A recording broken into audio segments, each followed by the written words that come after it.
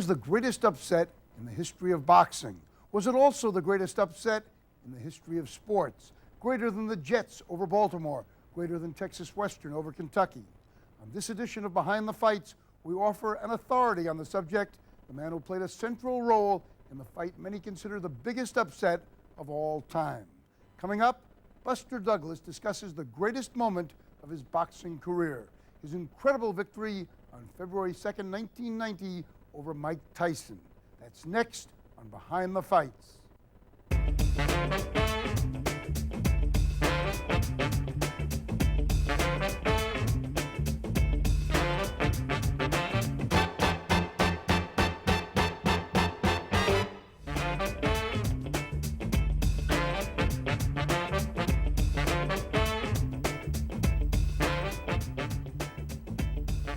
Welcome once again to Victory Yard and to a very special look at the fight between Mike Tyson and Buster Douglas in February 1990.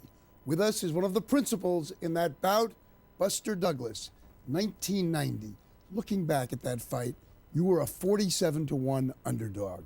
What did you think of yourself as going into that fight? I felt that I was very much deserving of a shot at the title, and was going to make a great account of it. Why? Why did you think that when no one else did? Well, I traveled the journey. I've done all the road work, and leading up to the fight, and I was prepared, and it wasn't something that was just given to me. I had to earn that shot at the title. Was it harder than you had ever worked getting ready for a fight? Yes and no. It was harder, because it was my second shot at the title, second opportunity. But the work itself wasn't hard because I wanted it so bad. Why did you want it so badly at this time? Just looking at the getting the shot at the title, the first time fighting for the title, I was more or less had a chance or expected to win the title, and coming against up short Tony Tucker. Against Tony Tucker. And then coming back fighting for the title again, I was given no chance at all. And I felt personally that I was just as good as an opportunity as it was the first time, and I was definitely not going to let that opportunity slip by. Now when you're in the dressing room before the fight, you're getting ready to be introduced, you're getting ready to make that march. What does a fighter think about at that point? Well, what's going to happen. Leading up to the fight, it's been times that fights have been postponed, canceled, and I just felt finely tuned and ready to perform, and my biggest thing was not being able to. Something was going to happen for the fight to be postponed. But at this point now, you know it is going on. You start the walk to the ring in Japan. That's when I knew it was going on. I knew that it was going to happen, and I felt really good about it, and I knew it was time. What goes through your mind when you're making that walk? Well, a lot of things. You're just checking your system, so to speak. You're just filling out the joints, and you're loose, and checking the legs. You just go through a great deal of things. Do you hear the crowd? Yes and no. It's in and out. The crowd is, because your focus is so intense. That it's time now. Many athletes have told me that they perform best when they're afraid. Are you afraid at all at that moment? Well, I don't know if it's afraid or if it's a natural fear, but it's something that just, to me, it gets you alert. You don't want to take it to where it just totally overwhelms you, but it just keeps you alert, keeps you focused to what's going on around you, and you don't let it go no further. Are there butterflies dancing? Oh, most definitely, but that's something that is expected, and it's a normal thing. You just don't let it just, the butterflies get so large that they just take you out of the fight. You just float on your inner spirit just floats out, but it's just something that keeps you alert, and it's time to get busy. And now Tyson comes into the ring, and you're confronted by this man who's supposed to be a destroyer. When you first see him in the ring, what do you think? Well, I know it's on. I know that he comes to do a job, and I came to do a job as well. But then you fall back on your experience, from childhood, from riding in the car, leading up to the preliminary fights, leading up to the big show. listening to my dad tell me, that, you get in there and certain things happen. That's one thing about my father. He was a fighter. Right. Yeah. And he not only taught me the game of boxing, but he taught me, he educated me on the fight game. And education was how you feel and how things look in the ring once you get inside the ring. And you go through a lot of different things. When he fought Michael Spinks, you saw that fight. Spinks looked terrified before he went into the ring against Tyson. The fight was over before it began. You had none of that intimidation working against you? I fought on that card, and I was talking to an individual at the weigh-in, and I told him, I said, well, you're going to see, Michael's going to show you some things in this fight that, shows that he's not as tough as everyone, perceives him to be. And the guy just, shook his head and was, it won't be. And it really, I was shocked, but yet I felt confident that, Spinks was going to show a little better. But and he didn't. No, he didn't, and I was surprised. Tyson almost withered him with a look. When you're in the ring, you're looking at each other, and he gives you his stare. What do you think? Well, again, the bell hasn't rung. Everything looks, a lot larger than it is, and you just don't let it overtake you. It has to be the actual fight where things start changing. So beforehand, it's all good. It's just something you go through.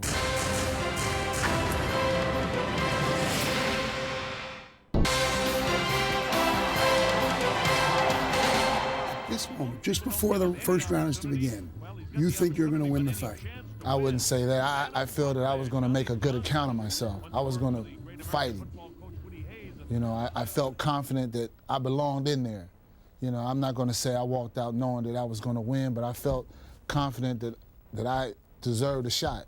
It wasn't anything that was handed down to me. I was maybe looked at as a patsy, but I didn't feel that way. I felt confident in myself that, I deserved to be in there, and that's part of the fight. We're going to go to the first round now, and Mike Tyson's going to find out very quickly that Buster Douglas belongs in there with him.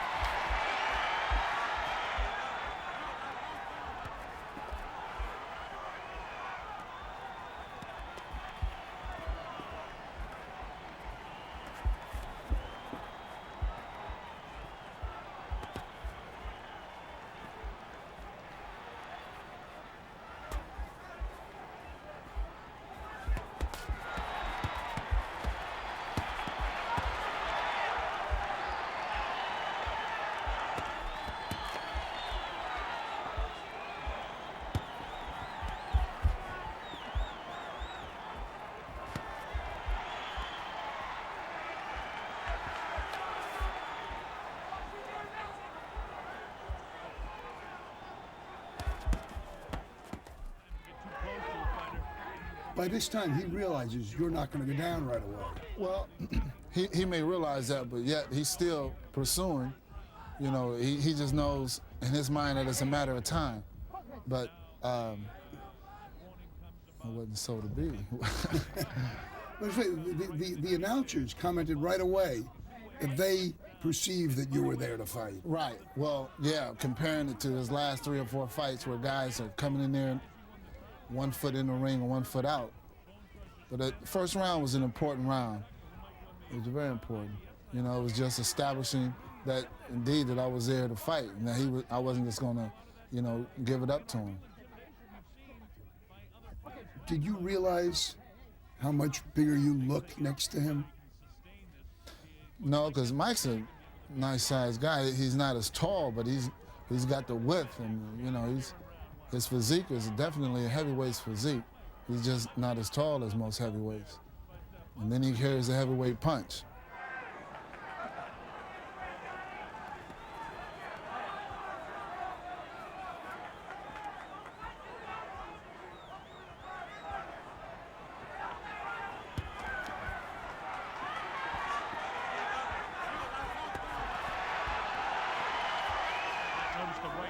You know, and I know Mike probably expected me to stand there and just wait to get hit. And once I was, you know, moving around, giving him a little movement and fighting him, you know, that in itself was a surprise.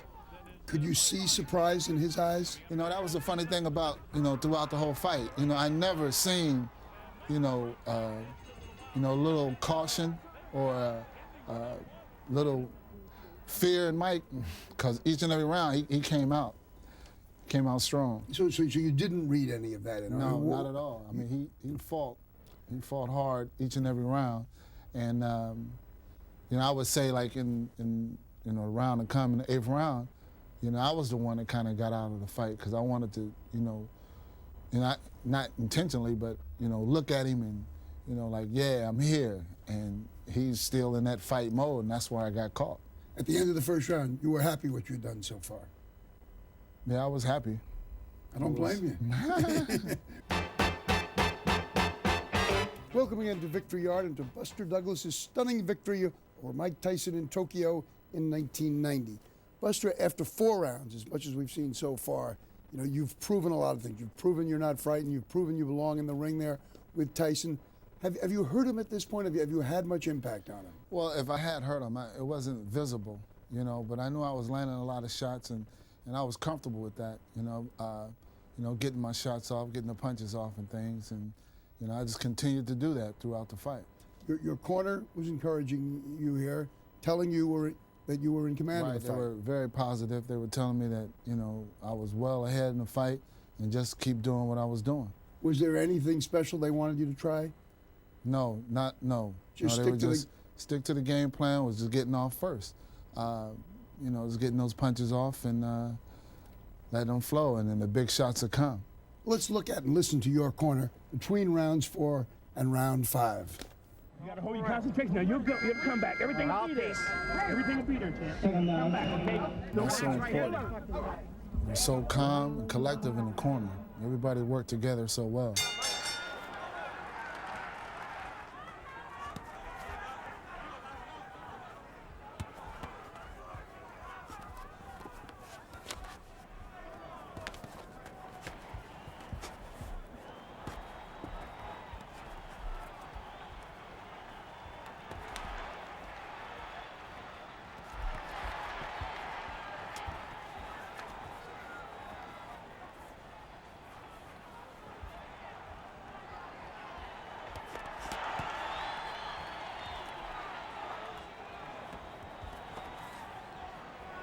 You think his eye was starting to hurt him?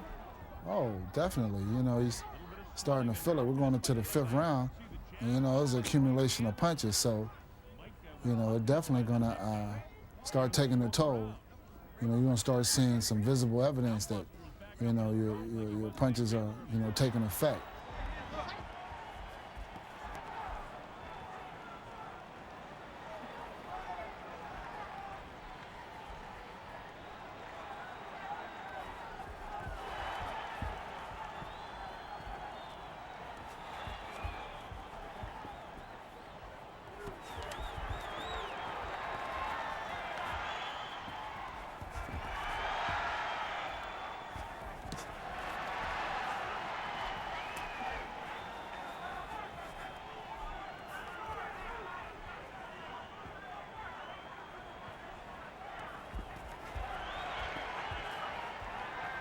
With an individual like Mike Tyson, you know, mostly when you hurt a guy, that's when he's most dangerous, because, you know, he's figuring that, well, if this is the end, then I'm going out with the gusto, and that's what Mike showed. He came back with a vengeance.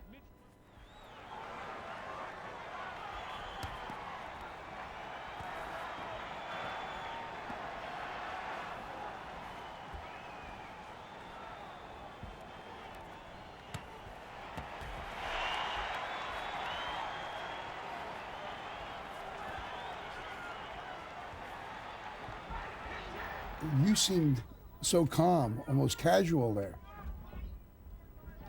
That was just the outside. That was the exterior. Inside is rage. Real rage? Rage. Because of how slighted I was and how I was looked at just basically a doormat, you know, in this fight. You know, just a little notching in one's belt. You know, I didn't take that too lightly. Again, you know, because of, you know, leading up to the fight. But you know, took that rage out on him. Exactly. I just turned all that negativeness into a positive, plus determined to, you know, succeed. I mean, actually, when you threw a punch and landed a punch, would you say that ought to show you? Right. I mean, to yourself? And it's going to keep coming. You know, it was just an abundance of shots. You know, it was, you know, and once the fight was like getting into the later rounds, you know, it just picks up. Now you see that they're working on his eye. Obviously, there's Right, swelling. you're starting to see some evidence of, you know, damage. You look across the ring, you see that? And then what thoughts do you have? Well, I just continue to do it because what I'm doing is working. And to keep hammering at the same spot? Well, not necessarily zeroing in on that, but just overall, you know, from the waist up, you know, you're vulnerable. So you just work from that standpoint. You just don't pick out a certain spot because that kind of takes you away from your fight plan. You know, it's boxing, you know, it's a lot of different attacks. Let's take a look at that punch again. The right hand that snapped his head back, that seemed to have an effect on him, and it probably led to the treatment of his eye. There it is, right there. That was a nice combination. I mean, you got both eyes there. Thank you. When his head snapped back, could you see that? Could you feel that? Did it increase your confidence? Well, you know, it just intensifies what you're doing. It's like, say, you know, you get a 3-punch combination off, then you want to come back. You know, it's working. You're starting to see what your game plan is starting to execute. So, you know, that's definitely a confidence builder. 5 rounds into the fight, you feel you have command of the fight at this point, or just that you're... You know, I've never like felt that I was, you know, really he was getting ready to just give it up, you know, because he came out in each and every round. You know, I was always taught by my father to just, as long as he's standing, just continue to do what you got to do until there's nothing in front of you. Then you know, that's when you know you can relax and raise your hand. We've gone through 5 rounds watching it together, Buster, and at this point, do you start to think about pacing yourself? Do you start to worry about fatigue, or do you think he's worrying more about that? That's a good point. But in this fight, going into the 5th round, you know, you do a little systems check. You know, after coming out of that round, you know, just breathing was going well. Felt like I still had a lot of gas in my tank, and legs felt good. Overall, I felt really good. That's you actually take a breath and check your symptoms. And do you look over at him and try to figure out from his breath how he's feeling? Yeah, you glance over, you know, and look and see. But, you know, if you don't see any like gestures, you really don't know. You know, it's just mainly that, you know, you check yourself and see that you can continue to do what you're doing. But you know you've prepared yourself to go more than 5 rounds. Exactly.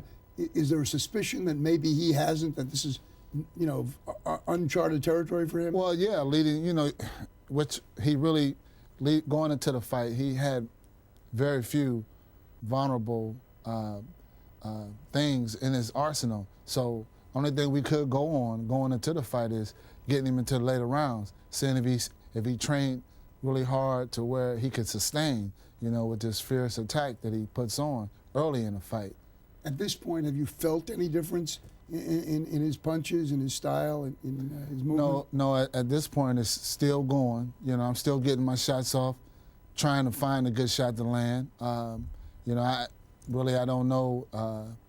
I don't really say that it's, you know, I'm starting to feel him, you know, decrease.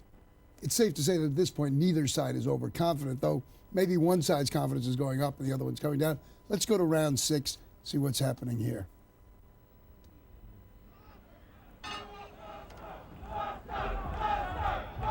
And the crowd is chanting Buster. Yeah, that's the group that I came with. Are those your friends out there? Those are my friends. Did you hear it? Could you hear it in the ring? Yeah. You can hear it. I also noticed how quiet it was throughout the fight, as the fight was going on. It's not like being in Zaire and hearing shouts of Ali, yeah. or Vegas, which is just outside of Zaire.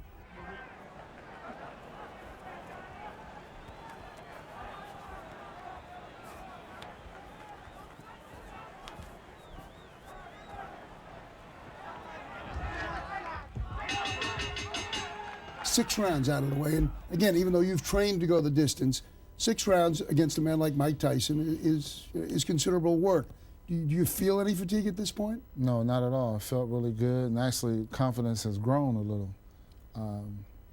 Because, I'm still in there, and I've taken some good shots from him, and really haven't been hurt. So therefore, it's all positive. Are you beginning to see any signs yet from him that he... I noticed his eye was getting a little swollen, but other than that, it was just, But he hides the mental state. Yeah, he's a very tough competitor.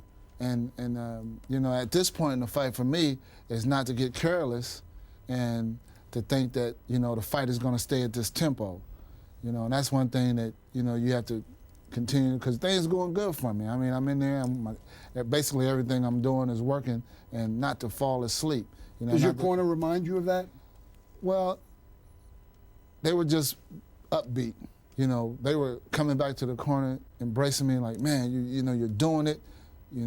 Everything is going great. So they were part of the group chanting Buster, too, in a different way. Right. Okay. Let's look at round 7 then. Back in 1990, Mike Tyson against Buster Douglas. Just the right hand. Come on, what you do now, baby? Stay alert. It's your fight, your show. See, that's my uncle telling me to stay alert. So you got to stay alert. Don't think he's giving up. That jab's a shot, baby. The jab right here. And you hear what he's saying. Mm-hmm. You hear it and it registers. Mm-hmm. Because everybody's not just coming at me, getting overwhelmed, and JD's talking, John's talking, or John Johnson's talking. Everybody's just taking their moments, picking their spots, and that's a professional corner. All right.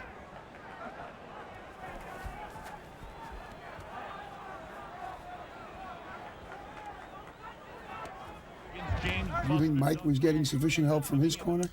Well, I know all he's in trouble. I think his corner's in trouble, too. If he's in trouble, the corner is.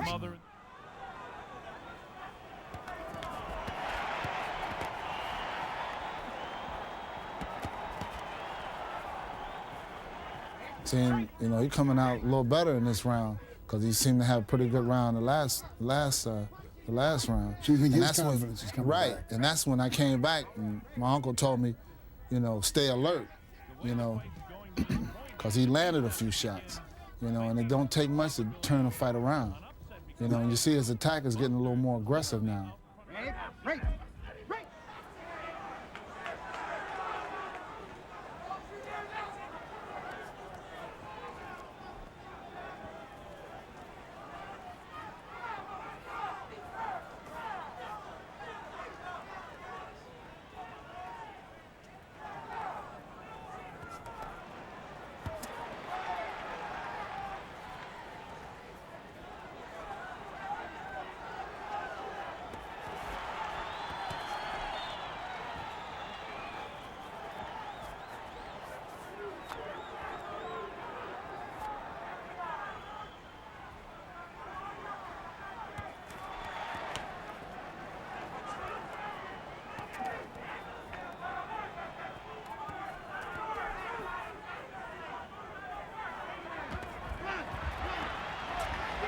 From outside the ring, I always thought it was more tiring, though, to be hit by punches than to throw them. This is true. This is true. Even I figured that out. You're getting good at this, man. But no, it's throwing punches is a lot easier than getting hit by them.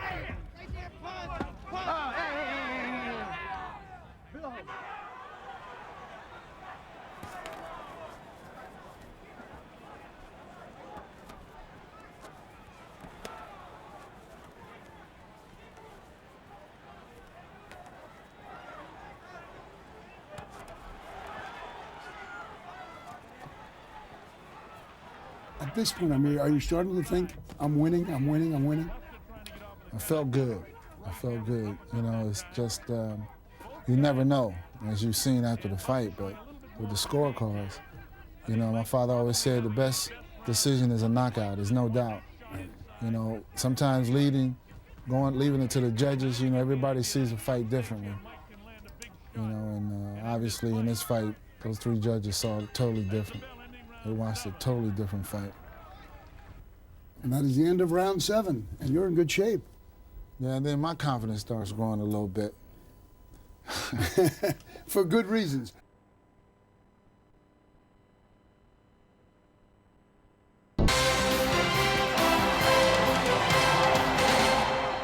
Welcome back to Victory Yard and one of the great upsets in boxing history, Buster Douglas's victory over Mike Tyson in 1990. We've gone through 7 rounds of the fight, 6 and 7. Tyson seems to be coming back to life. Are you worried at all? No, actually, I felt very confident, going into the 8th round.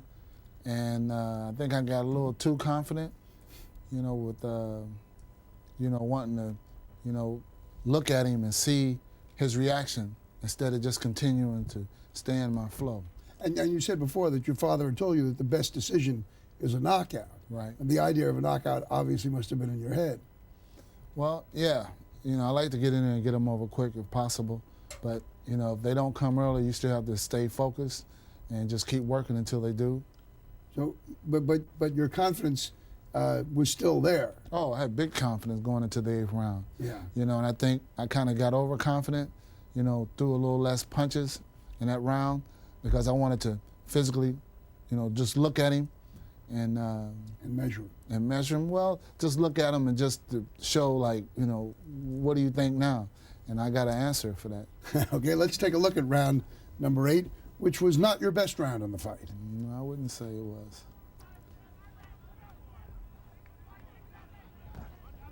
Again, he looks here like he's eager to fight. Right, he comes out each and every round. Trying to turn it up a notch. And you're not exactly backing up.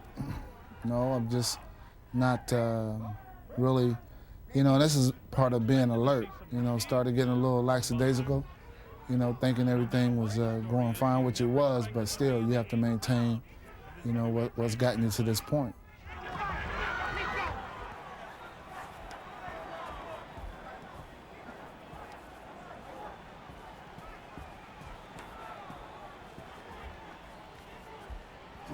I stopped throwing punches. Notice how he walked in without even getting touched with a jab or a right hand. Starting to, getting a little lazy there.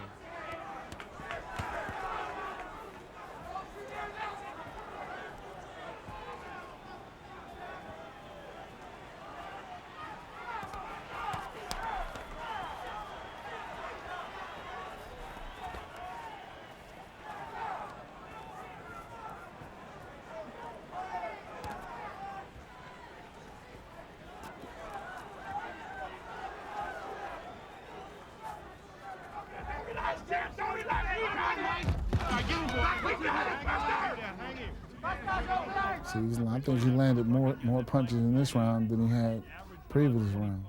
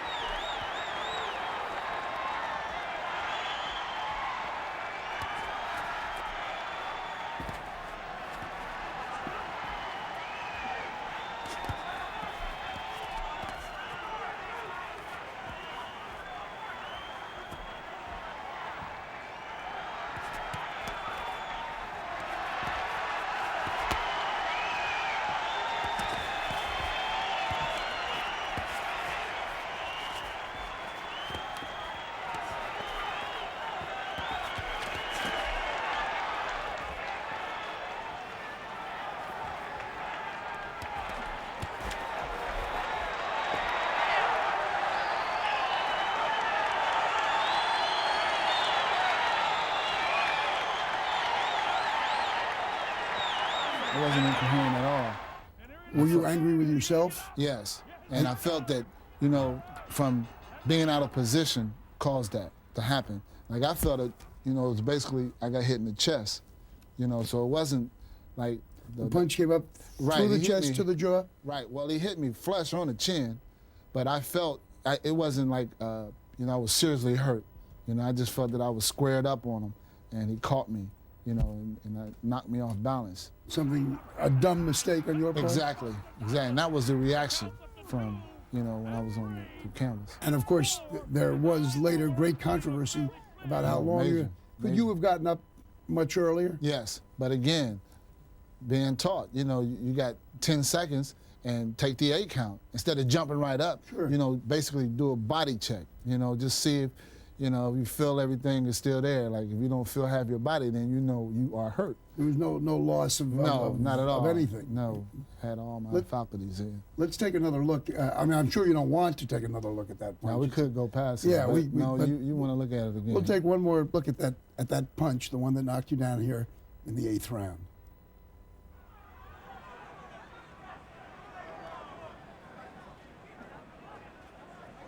It slides up your chest and squarely onto the chin. Right on the chin. Hit him on the button. And right there, the tide has just changed.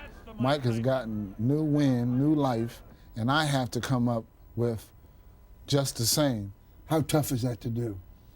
Well, you know, it's not really, you know, the way the fight was going and, you know, knowing, you know, not getting excited on my part, not getting excited about what just happened and get back to what had led me up to this point during the fight, which was, you know, staying focused and, you know, working off my jab and just staying busy instead of, you know, decreasing the punch output. At the same time, I mean, you know you've done something sloppy and you've gotten yourself in trouble. Does it help you at all to know that you can take a punch that square and still get back up?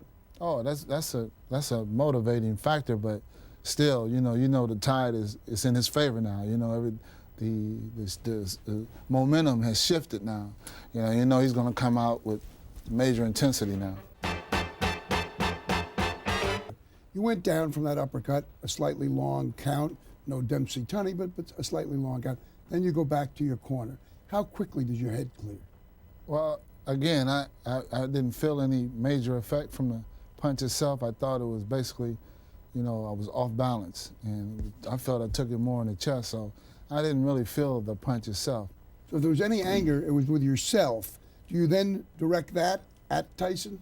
Well, I know instantly that the fight has changed. I mean, he's going to come out, you know, with a vengeance now, and I just have to suck it up and be able to meet him with his force, you know, meet him in the center of the ring, because I know it's on now. Let's take a look at how that strategy works. In round 9, 1990, Tyson Douglas. He comes out as you expected. The one important thing, you know, leading into the 9th round was after the 8th round. I came back to the corner, and you know they revived me. They did a great job in the corner.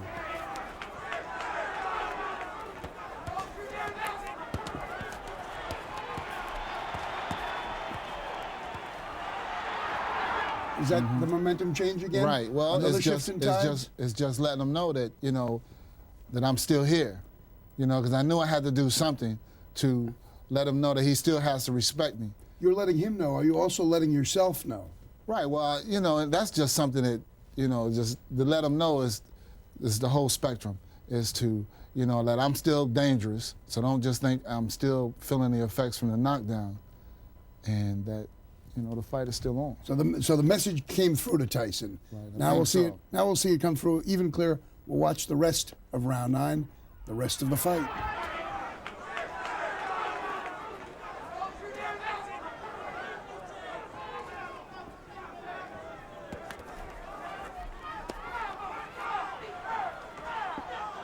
Basically, we're just right there trading. You know, he still feels very confident. You know, his confidence is, you know, increased tremendously. Despite your comeback. Right, and I still have to stand in there and, you know, show him. You know, for me to start running around, the fight's over, because he's just gonna, you know, catch 3 and 4 wins. You know, not a second win, but 3 and 4 wins. His confidence is just gonna be off the hook. So I have to stand there and, you know, roll with the punches and show him that, you know, I'm still in the fight. And also the judges, you know, to show the judges that, you know, let's not get carried away, but obviously that didn't work. It didn't, yeah. The judges were watching another fight. Yeah, the judges already had the scorecards filled out or something. We wasn't expecting to work that night.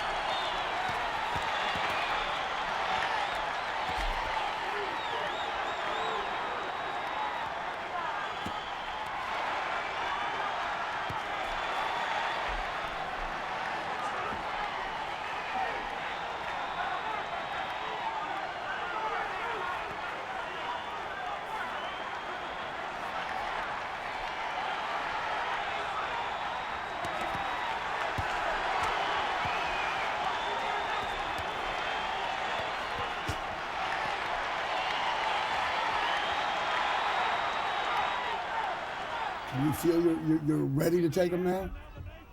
Well, I'm trying. I mean, I'm trying. He's taking some, tremendous shots in there, and I tell you, he fought a great fight. I mean, he really gained my respect because he showed me a lot. He answered a lot of questions, that I had leading into that fight. How many good blows did it take? Mike has a great chin, takes good shots because I landed throughout the fight some good shots, and he took them and came back. Let's look at some of those punches from that round. Some of your better punches. This was a very, very strong round. Yeah, he took them and. And you were showing no signs of the knockdown from the previous round. Right.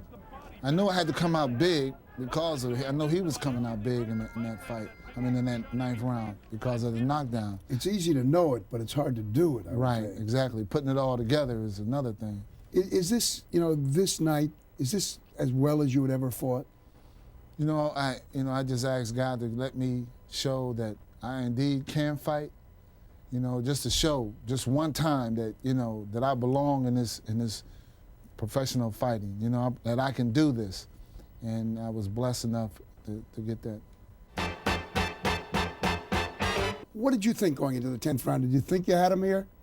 Well, I felt good about the 9th round, and it was just getting back on my program. I was satisfied that I had gotten back to where I had been earlier in the fight, and I was just going to continue it. Was he showing signs that he was ready to be taken now? Well, I knew I heard him a couple of times during the 9th round. It was just turn up the volume. Let's turn up the volume, turn up the picture. Let's look at round 10, Tyson Douglas, Tokyo 1990. So he came out in that 9th round, 10th round, strong.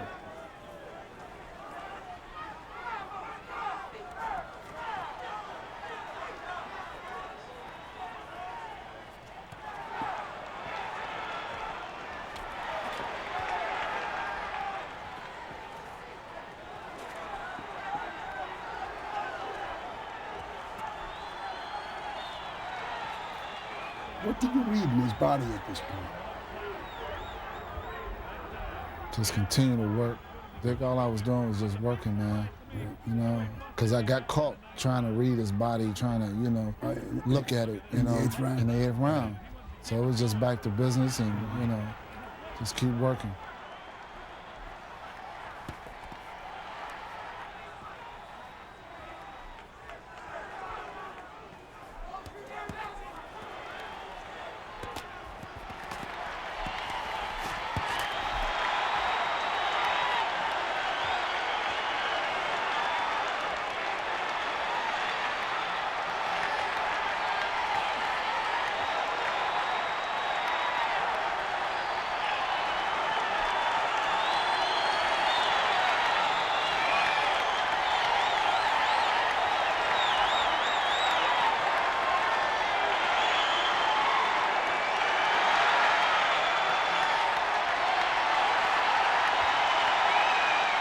Even there, I mean, you obviously, were not quite as exuberant as the people around you. Right. You were still... Because I wasn't, I was happy. I was really excited about it, but, It hadn't sunk in at that point. A little bit of that, too. I knew I just won a heavyweight championship. I just defeated Mike Tyson, but, I wasn't, surprised, because I felt that I just got my blessing. My blessing was answered, just to show that no matter I spoke about this leading up to a fight with my friends, telling them that, I just want to, no matter what happens in this fight, they're going to know that I can fight, that I definitely can fight. And at this point, had you, used all your energy? Did you let it all go then in that last round? No, I just, letting my shots go. It wasn't that I just loaded up, said, well, I'm just going to take him out in this round. I'm going to give it all I got. I never fought like that. Well, I've never been in a position to fight like that. Let's look again at the final flurry, at the final punches that ended Mike Tyson's reign as heavyweight champion.